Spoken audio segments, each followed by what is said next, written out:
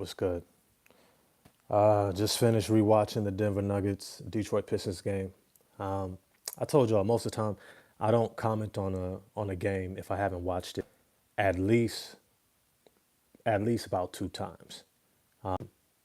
When I watch these games, I'm not looking for what most people might be looking for. Most people are just looking for the wins and the losses.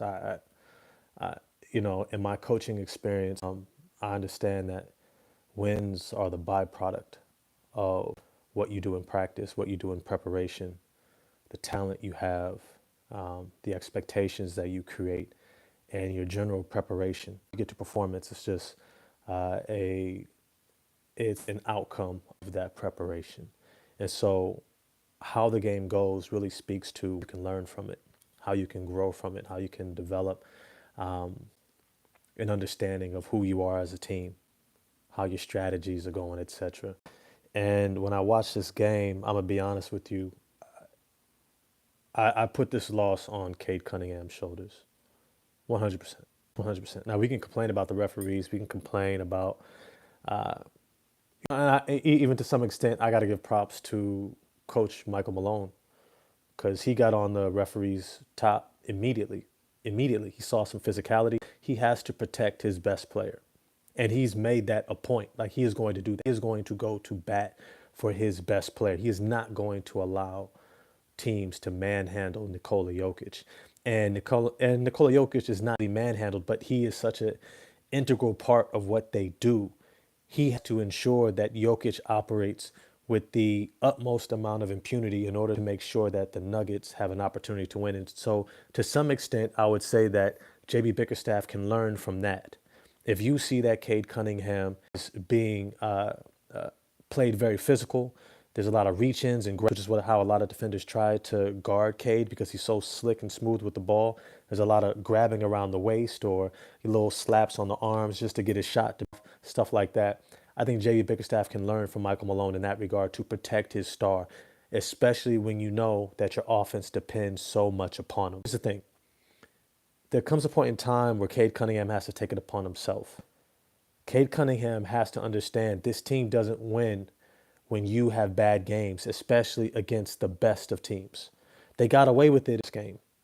In the previous game before this Nuggets game, what you saw was a lot of guys picked up the slack, but the defense was able to be outright elite.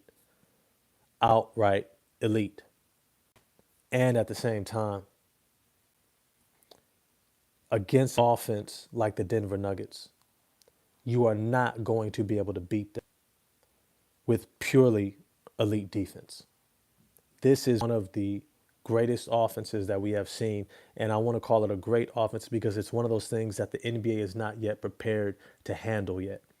Similar to how Stephen Curry and the Golden State Warriors caught the league by storm, started knocking down all these. The league was not prepared to handle an onslaught of shooting with that level of precision and efficiency and volume.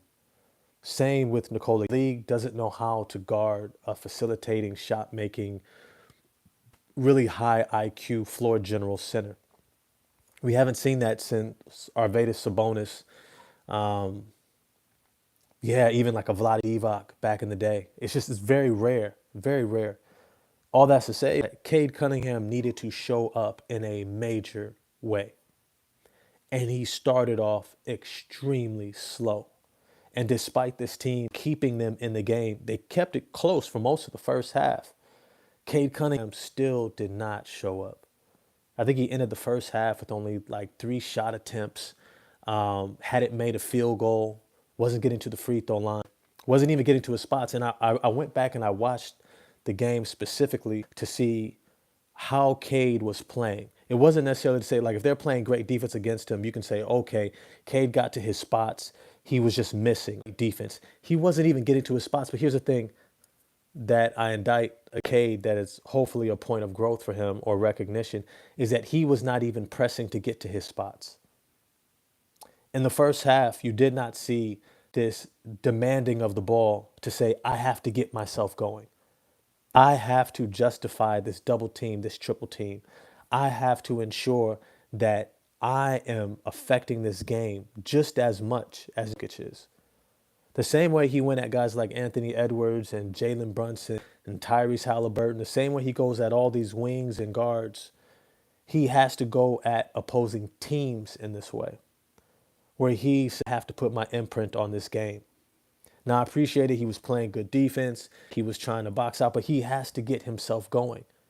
If that means you got to get out in transition, if that means that you have to get you a defensive rebound to get immediately into transition before the defense can get set, which is the best way to go at the Denver Nuggets, then that's what you have to do. If you have to do a 1-4 flat and clear it out. But you have to be the individual who says, I am going to impose my will on this game, especially when you play against another great team. This is a championship team. Make no mistake about it. These Denver Nuggets are in championship form. They're healthy. Jamal Murray is rolling. Nikola Jokic is doing MVP thing.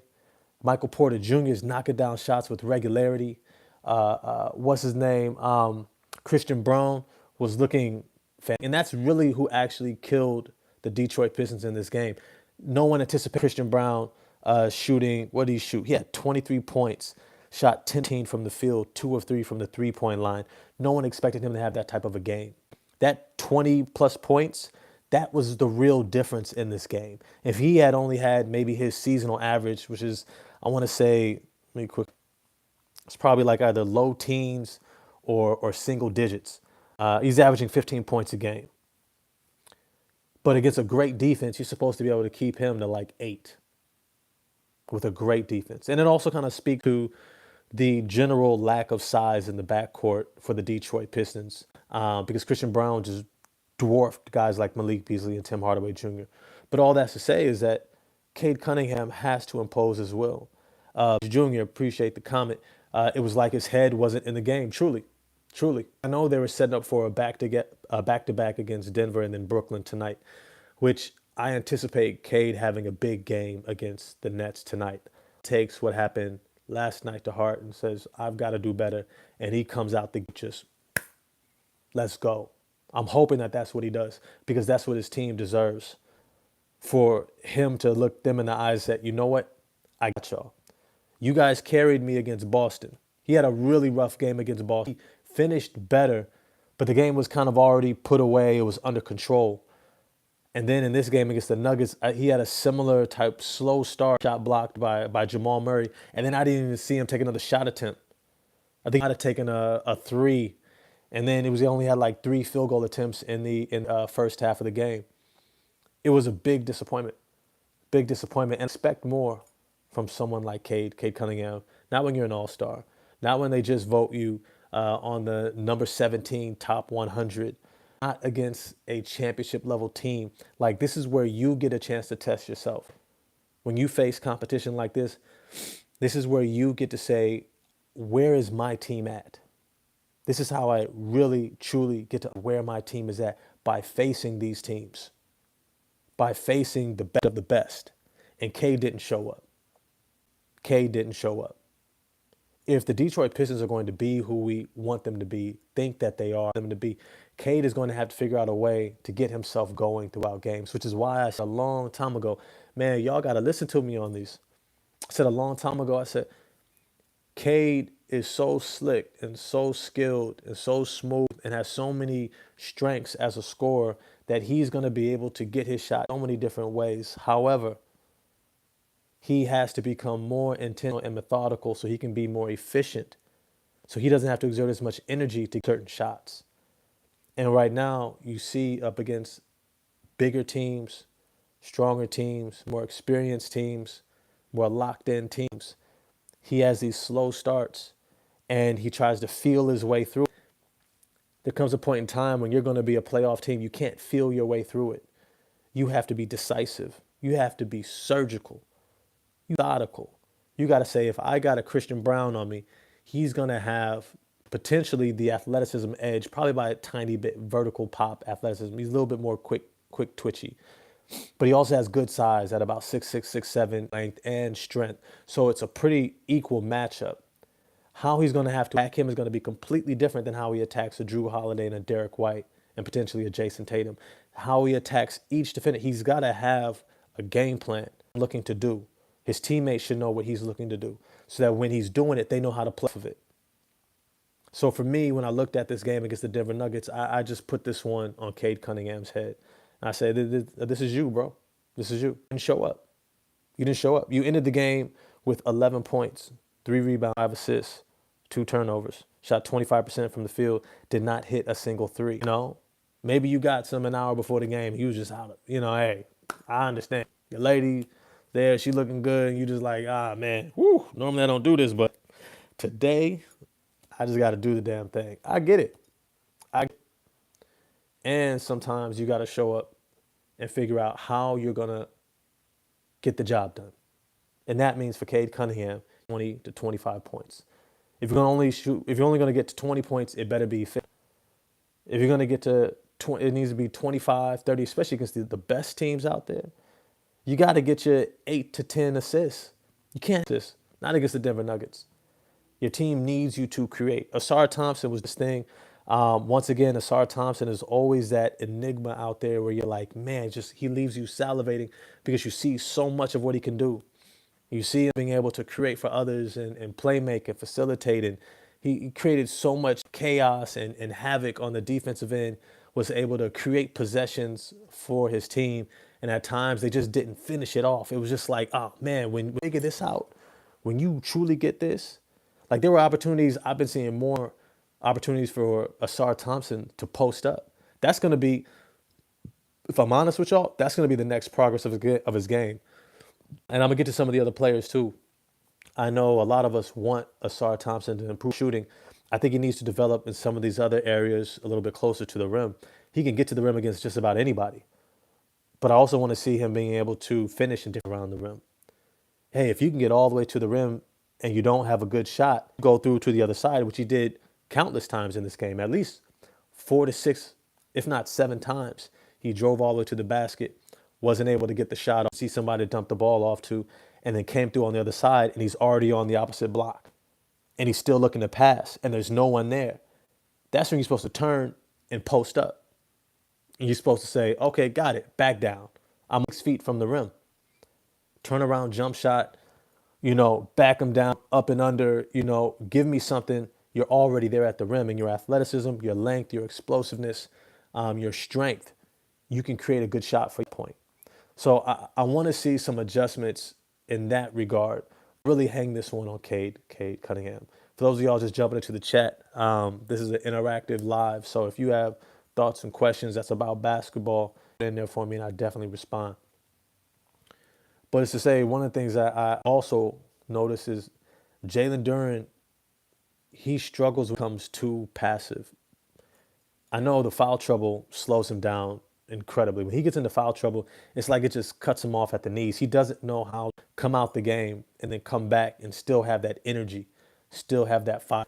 Jalen Duren has to learn that even if you get into foul trouble, you have to reset when you're out the game and come back in how you did when you started the game. Looking to be aggressive, moving your feet, playmaking. And what I noticed, I didn't see Jalen Duren try to take Nikola Jokic once in this game. Not once. And that's a damn shame because that's a map he should be able to take advantage of. This should have been a game where Jalen Duren had about 10 shot attempts at least, looking to create his own shot, especially if Cade Cunningham has not been aggressive. Look, and this is something that I also said a while ago too, was that yes, it's good that we have shooters. It's good that Malik Beasley, Tim Hardaway Jr., can get their shots off. Shots. That's great. But you don't want to build your offense around that. You want that to be a subsidiary part of your offense where you could say, look, you guys are giving us this. We appreciate it. That's dope. And we know that we can't rely upon this against the best teams. Not the best teams. We did pretty good against Boston. That might have been a little bit of a fluke because we see against Denver, who has more size on that perimeter and was hard. Michael Porter Jr. was closing out hard. Christian Brown was closing out hard. Julian Strawther with 6'7", 6'7", 6'10", perimeter defenders. They were able to take that away. You needed something that could give you leverage, and that leverage looked like guys who can get to the rim. Asar Thompson did his, but now we needed Jalen Duren to do something too. Duran to really attack that matchup against Nikola Jokic and force the defense to collapse in and try to help Jokic. And I think I don't know if that's something that he is ready to do at a high level yet, where he can attack the rim and still see the potential passes as the defenders come. But when Cade Cunningham was struggling the way he was in this game, somebody needed to say, I got to turn it on. And the only person that I saw who were attempting to do that was Tim Hardaway Jr. easily. Dennis Schroeder is still getting his feet wet. Simone Fontecchio, look, he had a decent game. I think it was empty stats, if I'm honest with you. Stat sheet's gonna look great, but I think it was empty stats. He didn't really impact the game with those points. And if I'm honest, towards the end of the game, I was really watch Bobby Clinton. Just see how his body moved. Those of you who just joined in the chat, feel free to throw down any thoughts from the game. What'd you think of Cade Cunningham's performance? What'd you think of Jalen Duren, Asar Thomas? Yeah, holla at me in the chat. Say, I'm really curious to see if we can start giving Simone Fontecchio's minutes to either Holland, Bobby Clinton, even Asar Thompson. I just no longer like I'm done with the Simone Fontecchio experiment. I'm done with it. It was nice to see some minutes with Asar Thompson and Ron Holland on court together. I think that was a good look. I think it gave us some defensive pop. It allowed these guys to put a little pressure out there and to get out and transit. They didn't finish well. Denver was smart enough to just foul them. It was really heady, like veteran type understanding, like, oh, these guys are not good free throw shooters yet. So it's out in transition. Just foul. Put them on the free throw line. Don't give them a dunk and get the crowd into it. Don't give them a dunk and alley oops and stuff like that. Like, no, no, no. You have to realize the Detroit Pistons, I believe the statistics showed they were the two transition scoring team in the NBA. Number two, remember I said a long time ago, I said the reason why you want Asar Thompson in the starting lineup is because he's going to generate offense, not necessarily because of his shooting. A lot of people, he can't shoot, so he's going to, really bog down the offense, and we're not going to be able to score enough with teams. And I said, look, defense leads to offense, and his ability to create turnovers and kickstart the transition game is going to be a huge to this offense. Broderick Hunter, yo, what's good, man? Remember last week when I suggested we go inside out? Yes, giving Duren the first option to paint. Yes, sometimes at least, right? Something we need in the playoffs. Why wait until next year? As someone commented, I completely agree. That is a great point. I think, look, I love Jalen Duren at the top of the key, facilitating, doing the dribble handoffs to shooters, setting screens, rolling to the basket, getting to the pick and roll. I think that's a part of the game. And that's also something where Cade Cunningham has to show more floor generalship of knowing what to go to and going. It's something that he's going to, and this is the only part that I've ever really questioned. Well, two areas. Cade Cunningham's turnovers, decision making at times, a little lax on the pass when he gets tired, a little carelessness when he gets fatigued. But the other area was being a floor general. He can facilitate with the best, but is he a floor general? Can he direct traffic? Can he see what needs to be done? Can he go, oh, Duren hasn't touched it. You know what? Let's run this. Let's go pick and roll. You go over there, you over there. I got this. If you watch Dennis Schroeder, he does that in spades all the time when he gets the ball. He sets up the floor for the action he's trying to run, and he tells where to be. And that's something that Cade Cunningham is going to have to start learning how to do so that he gets his looks. Because sometimes guys are just moving out there. Tim Hardaway Jr., he's just moving out there. He's running around. He's trying to get open. Shot off Malik Beasley as well. Trying to get their shot off Simone Fontecchio. Okay, that's cool. Tobias Harris. You know what? To be honest, Tobias Harris needed more touches, even though I think Denver created a real problem for him starting Zeke Naji. Having put 10, forward who's more athletic and just as strong really prevented Tobias Harris from being able to get into the paint and get that shot off. But once again, we need a floor general. We need somebody who can see that and say, you know what? The moment Tobias gets a smaller player on him, that's when we're going to post up. Matter of fact, what I'm going to do is I'm going to run this cross action to get Tobias Harris to set a screen on Christian Brown, get the switch, and then when Zeke Naji is on me, I'm going to dump it inside to Tobias Harris at the elbow, and then Tobias Harris gets the ball, goes right into that turnaround jump shot over, right, and he's getting the bucket. That's how you set guys up, knowing who has the mismatch in the floor, and that's not really something that Cade has really shown the ability to do. He's talented. He can manipulate the defense with his own scoring ability, but knowing where to get the ball, when to get people the ball, how to set them up to get the ball, that's not a part of Cade's makeup yet. And I don't think that's something that at this point you develop. I think that's something that you kind of already have an outlook for, a mindset for. I don't think he gets there. Joker did it the whole time. The whole time, you just picked us apart. He was like, let's run this, cross screen, oh, back door, boom, hit him. Oh, we got a mismatch here. All right, let's get it there. Okay, let's set you up. You've got it going, Jamal Murray, a bunch of shots in a row. We're gonna keep going to that. We're just gonna keep going. All right. Cade was kind of just floating out there, hoping to find his spots and rhythm. And it's like you're not gonna beat the best teams like that. I would definitely love JB Bickerstaff really pinpoint mismatches for Jalen. And I might do a video on that later, maybe a short video on that, because I think that unlocking Jalen Duren is also going to help Cade.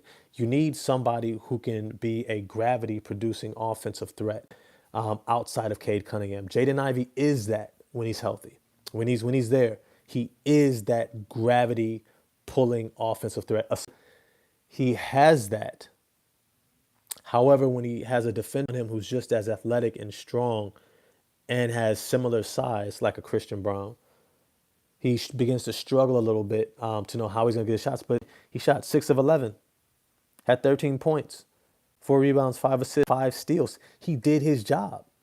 Asar Thompson did his job in this game. He used his gravity well on the court, created opportunities, show up. And this is where Cade has to see the floor. JB Bickerstaff is going to see the floor in general, even though he's on the sideline. He's going to have to. He's going to have to call out plays. He's going to have to let guys know what to do until Dennis Schroeder gets out there, which was why I wanted to start Dennis Schroeder. I think Marcus Sasser has as much scoring potential as a Tim Hardaway Jr. And I know we like that, cross-screen action, dribble handoff, freeing up the shooters. That's a major part of our offense. At the same time, I don't know if it's as transferable in the playoffs. And this game kind of exposed that it may not be as reliable against the best teams. They help you out in a pinch, but I don't think that's something that's going to be something to be relied upon. You know what you think? Appreciate y'all joining me for this video. I'm going to try to drop a short video on the whole Duren take. But I'm going to get at y'all next time. Go Pistons. I'm looking forward to this afternoon. Matchup against Killian Hayes, their old teammate. That'll be interesting. It's going to be interesting because Killian has been killing it. And they look like they could have used Killian Hayes this whole season. That's why you don't necessarily just give up talent for free. If he wasn't balling, re-sign him for cheap. Keep the asset. But that's something for another video. I'm holler at y'all next time. Peace.